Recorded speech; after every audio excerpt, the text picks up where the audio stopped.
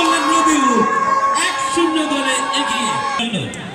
দলের হয়ে প্রথম কিক প্রবাসী মারুফ একাদশে কিক দিলেন শাওন এবং বলের সামনে এবং গোল। তারা কিন্তু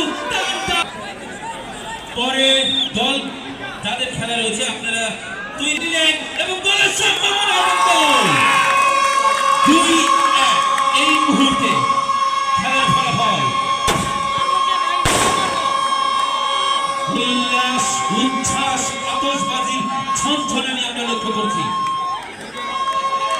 খেলা চলাকালীন মুহূর্তে মাঠের ভেতরে কোনো আতশবাজি ফুটানোর চেষ্টা করবেন না।